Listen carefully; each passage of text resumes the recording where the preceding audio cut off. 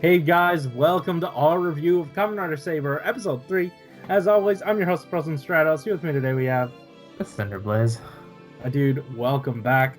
But before we get started, just wanted to mention that there are still links in the description down below to how you can help support the Black Lives Matter movement by donating money, signing petitions, whatever you do, as long as you do it, it absolutely helps. But with that said, let's dive into our thoughts so that we can then get into your thoughts and then do the rest of it. Alex, I thought this was better. I thought this was better than the last two episodes, and I feel like it comes down to actually being focused on introducing a character and showing us his whole shtick, and like, I don't know, just focusing down. Like, really, we did get a little bit of exposition, but not an overbearing amount. And when it did get overbearing, it was easy to ignore. Yeah, like it definitely has those moments as it does. Um, but yeah, with them kind of like distracting us with Buster, I felt like it made the rest of the episode a bit more digestible. Yeah. For me, it feels like every character they kind of introduce beyond our main character just like makes like the show a little bit better. Because like I'm not a big fan of Saber, but when we introduced I forgot his name already, but Blue, uh, from previous episode, and now we have Buster. Like I like those two characters, and they're kind of like watering down the amount of Saber, so like the entire experience is a little bit better. And Um, even Yellow to an extent was neat to see. And like the lore that he brought with him, once again, was not too overbearing. He just said, "Hey, I was your friend. Shoot, you are. What's up, friend?" And then you can see him. that is such a weird way to like have that plot point. Usually that's something that they save a little bit, longer.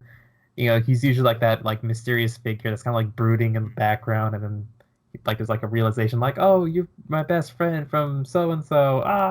Like Mhm. I guess we've had that like so many times before that they want to do something new with it. So Well, like I'm kind of I think they did it to show us that, oh, hey, yeah, this amnesia thing, we are going to be actively working on it, and there are people that remember, there are people who are part of his past and want to restore his memory. And um you can't say shit like that. what?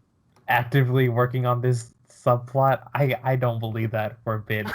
That is something they introduce, forget for 10 to 15 episodes, and then like resolve in like 2 episodes. Maybe, I don't know. I'll give it the benefit of the doubt for now. We're only 3 episodes in. I can't tell if Saber's garbage or not. Yeah. Um, but you know, yeah, like a character like that usually brings with them angst and baggage that makes them want to beat up the main character.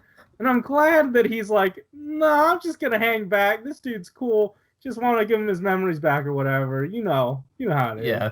The Knights of Logos seem to be the most chill people on the planet. I Well, wonder what that's happened. because they're in the North Pole. I wonder what happened to like that one person who deserted them. Like I think the childhood friends, like I think they're alluding that he's his father, the one Yeah, I that think betrayed so. them all. So like what's wrong with him? Like everyone else seems pretty cool. Yeah, I know. What's his motivation for joining InSync? They only have 2 members right now. Yeah, he really needs to like disband that group because it's just dragging down his like cool factor. Like It's as long dragging as down the show, honestly, because like I'm not understanding any sort of motivations. Sure, they threw exposition at us.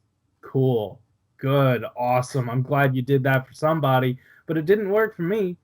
yeah, Um, and like you don't pair it with visuals. Like you can't just say shit, and this is a visual medium. You can't just have character like pan around the character while he talks. You gotta show us. Show, don't tell, and you're not showing us anything. yeah. That kind of reminds me of like the plot for this episode where it still had the same kind of like issues where we still haven't had like a standard formula to kind of like understand what exactly it is they're trying to do. Like at least this one was a little bit more simplified at the beginning. But when the plot twist at the end where like he kills the monster and things don't go back normal, like we already kind of aren't sure about like how the mechanisms of this things like works. And like now like whatever we're trying to like grasp a formula around isn't working. We're just like then what is happening? Like honestly, it's not like it doesn't feel like a good plot twist. It just feels like they're just making rules up as they go, or we don't even have rules, or like it's not a twist unless I I have something like have an expectation. I don't know. I get what you're saying, but I also disagree to an extent just because how episode 2 they went and cleaned up that part of the city, and they were able to because they defeated the villains. And we know now that, oh hey, defeat the villain and take him out of the book. That's how it works. And to me that's established well enough, and they're playing with it well enough where they're like, oh shoot, something's wrong here. He died, that should have fixed everything, you know. So obviously it would point to what, you know, the context clues, what we know already.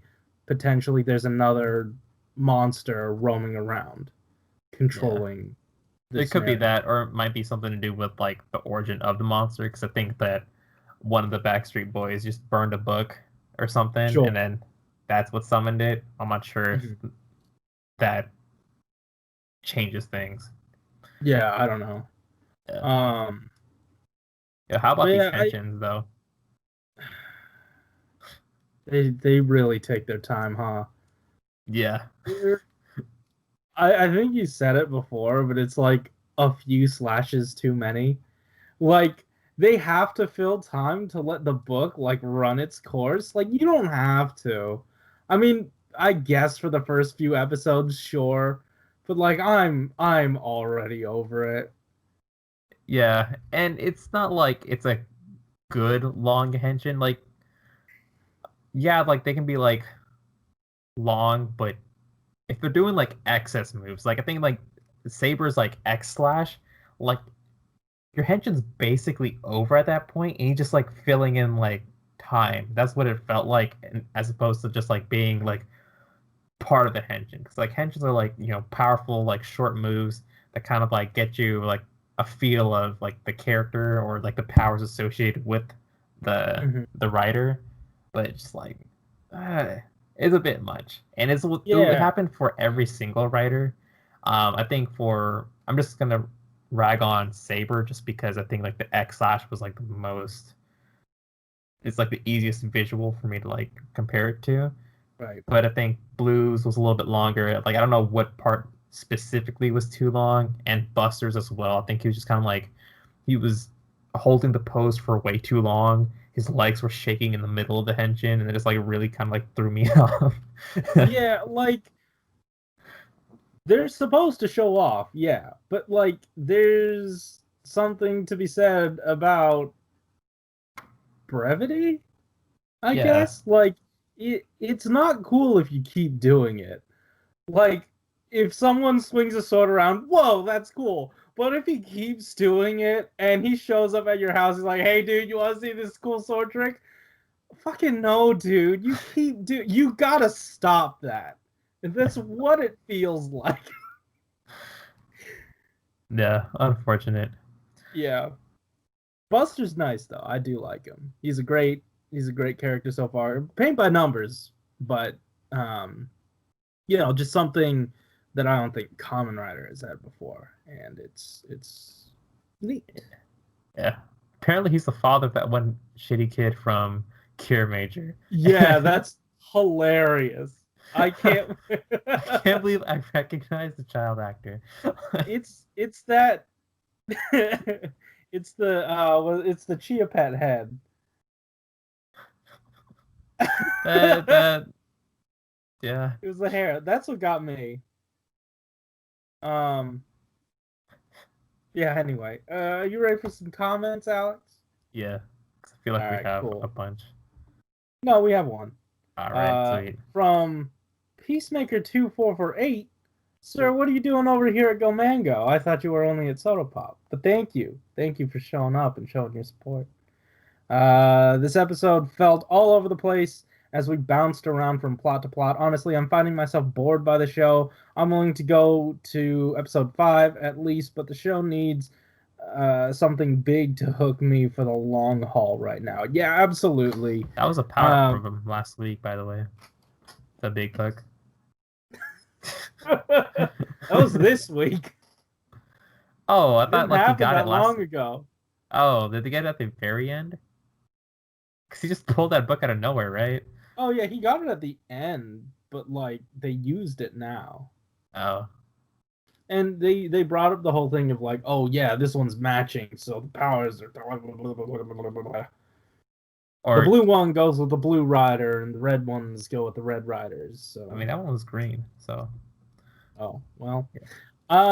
But no, I definitely agree. Obviously, we're not gonna drop it because we do this shit every week. But we'd be very happy if it actually decided to have a coherent plot and tell us where we're going. Like, give us more with the villains, not more of them expositing at us, but more motivations. I don't understand these people. I don't know why they keep terrorizing the city. At least with Kira Major, at the beginning, we knew, oh, hey, what's the dude that pilots Smog Jokey? What's his name? Garza.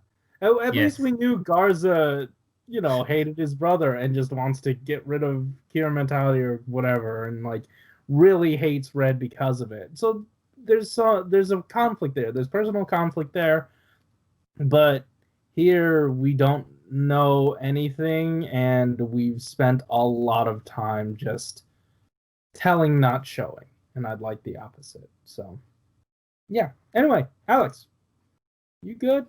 Yeah, I'm good. I'm tired. Guys, thanks so much for watching. If you like this episode, hit that like button and subscribe if you want to hear more from us each week. Tell us in the comments down below what you thought about our thoughts about your thoughts about this episode. And hey, also there are links in the description down below to how you can help support the Black Lives Matter movement by donating money, signing petitions, whatever you do, as long as you do it. It absolutely helps. Guys, thanks so much for watching. Keep it juicy. Yeah. See ya.